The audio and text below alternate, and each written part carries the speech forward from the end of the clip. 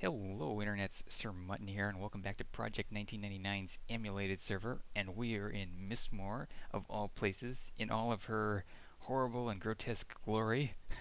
We've got trains, wipes, and corpse runs, oh my.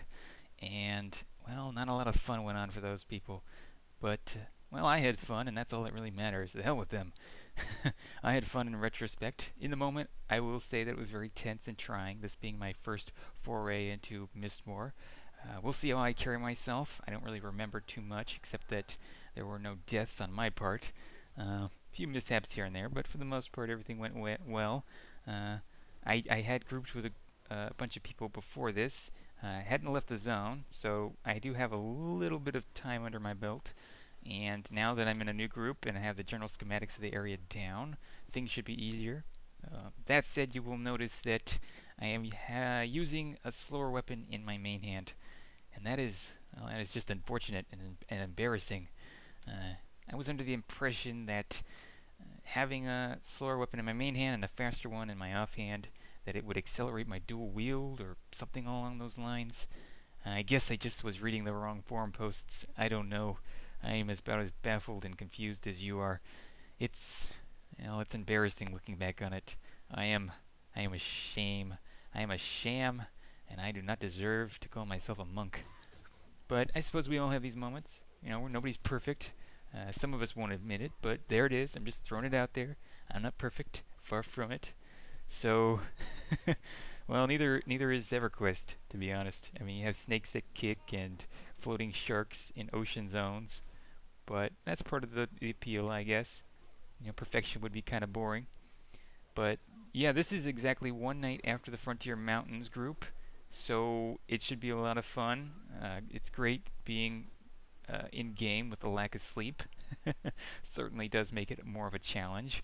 We will have repeat group mates joining in on the fun, but for right now it's just me and a couple other people, including some guildies, Report and Wolfie. They're in Maelstrom, and everything about right now is focused on getting situated. We're trying to figure out where we're going to camp. Some of the spots are already taken. It's basically a clusterfuck right now in this zone. It's a pretty popular zone, kind of like Oasis, so you have to work with things and try to be patient, finagle around and find your niche.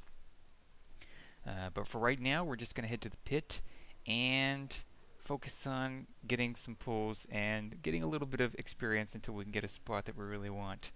And it's all about remaining calm, all about staying focused and whittling down the mobs.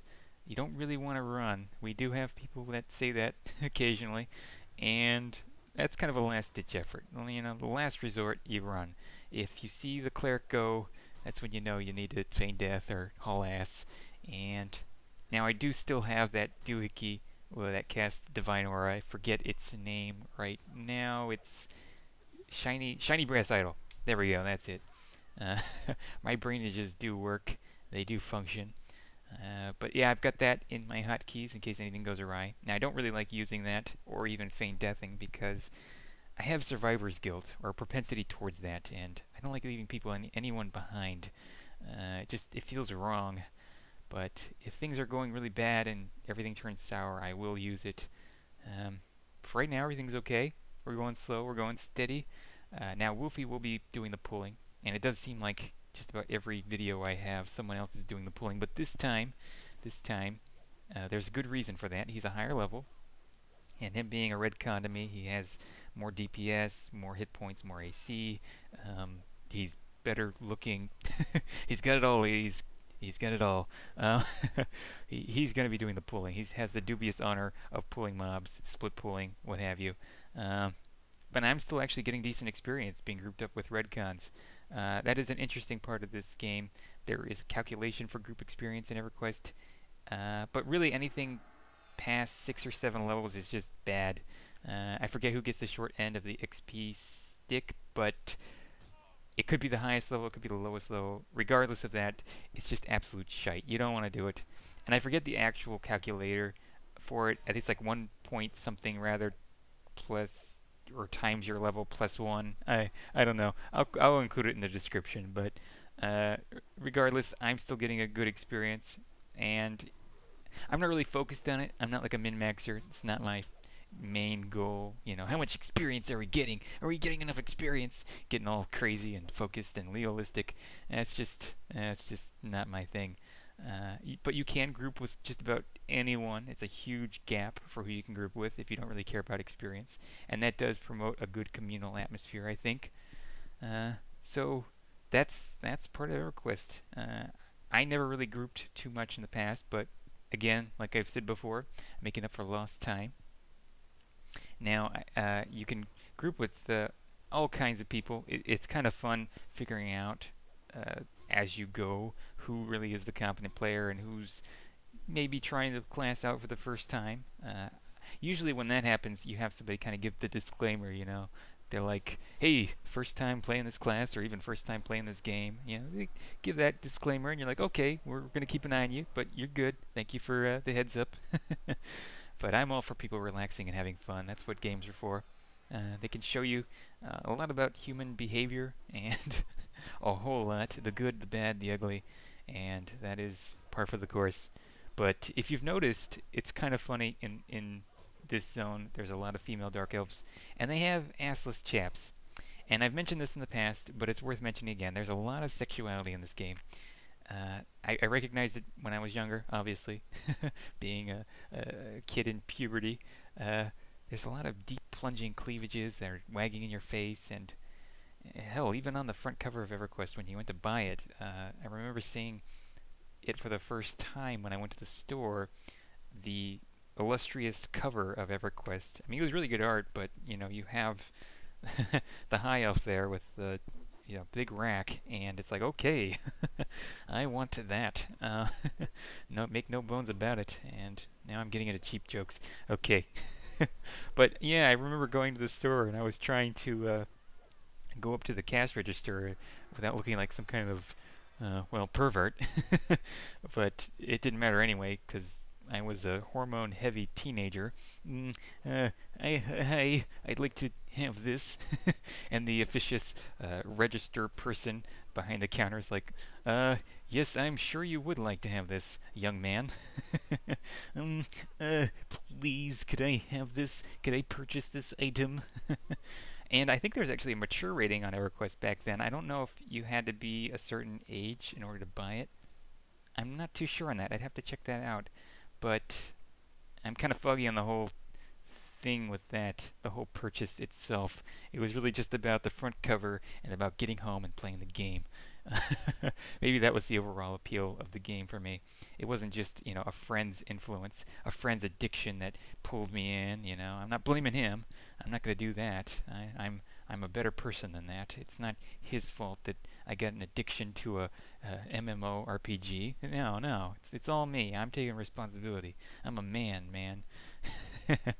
But yeah, a lot of cleavage in this game. A lot of wonderful, beautiful confectionery, whatever you want to call it. That's what cleavage is. It's human confectionery.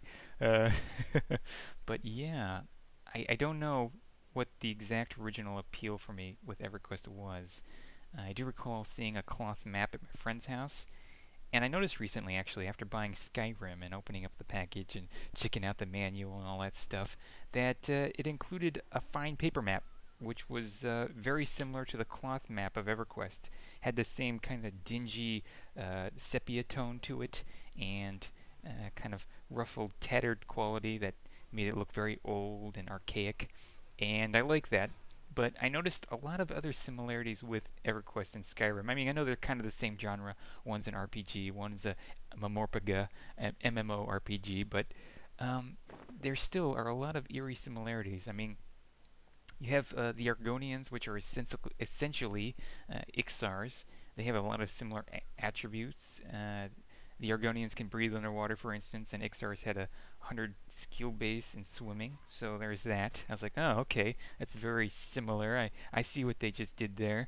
Uh, and on top of that, actually, Argonians have a brief skill. It's like a temporary skill that they can switch on occasionally that allows them to regen their health. And of course, if you've played EverQuest, you know that Ixars have a natural innate regen ability. So there's that. And then you have the Khajiit, which are essentially Karens, or Vashir as they were later called in expansions to come in Everquest. And even the name itself sounds like Vashir. Khajiit, Vashir. It sounds very Arabic and mysterious. But they had very similar qualities as well, very stealthy, which one would expect from a cat race, no doubt. But still, the EQ kitty cats had plus 50 sneak, I believe. I don't know, I wasn't there for that expansion, but I do know in Skyrim they have plus 10 sneak, and a lot of other qualities, the same kind of classes they can choose from. So that's that. I guess that's the appeal for Skyrim for me as well. It's just the same sort of uh, build of characters and atmosphere and zones and all that good stuff. And I suppose I was just an easily influenced teenager, and my friend's addiction aside, it was a very fun and immersive game, and maybe that's what pulled me in. There were other alternatives out there. We had N64, my friend and I, um, and we did play the hell out of that when the server was down. I remember having to patch. Oh god, remember those days? The days of dial-up. That was hell. Those were hellish times, but good nonetheless. And well, actually, my friend was a lot more adept at playing games than I was. That's for certain. My memory is not cloudy on that. It's not rose-colored glasses. He knew what he was doing. I remember I was actually even trying to beat a level in Zelda, the Ocarina of Time, and I was just absolutely stumped. It was it was that dark, foresty, ruinous area in the game. I don't know what the name of that zone was, but you had to utilize your bow and grappling hook a lot, and that was just not my strong suit. But he came over one day, and he worked diligently through it like a crossword puzzle, or I don't know. He just kind of dug through it like a granola and picked out certain things and figured it all out, if that makes any sense. And it was embarrassing because I've never actually beat that game, and he pretty much almost beat it for me. And it got to the point where I just left the room. I'm like, okay, I'm gonna go do something else, man. I basically rage quitted his success at helping me with the game. I was like, all right, I'm done. I don't have any natural skill with this. I'm gonna go cry into a pillow or scream into a pillow. Yes, I went there. Oh, the emo years of teenagehood. But I guess maybe I should go back and try to beat that game, which would mean having to go and buy an N64 again because I sold mine a long time ago. But that would be worth it. I'm sure there's going to be a rainy summer up ahead, or uh, a barren summer of boredom, and I could pick it up and try it out. That would be interesting. See how things go with that. But yeah, all right. I think we're getting off topic here. Let's try to get back into the swing of things. You'll notice interspersed throughout this video, there's actually a lot of competition between the two purecasters to get loot. It's kind of funny if you notice here and there. It starts up pretty early in the group, and it's fair. It's fair for casters. They have to forward their spells and their reagents, but it's still kind of funny nevertheless. People scrambling for stuff that isn't real, and I've done it. I've been there. You get to a point where you think, maybe I should start placing bets on who will loot the corpses first, just to make things interesting. Not that they aren't interesting enough as it is. We certainly have had a lot on our hands, and we've actually had a lot of success. If you've noticed in the past few minutes, I picked up some fat loots, PH fat. I got a crusted helm out of the whole thing.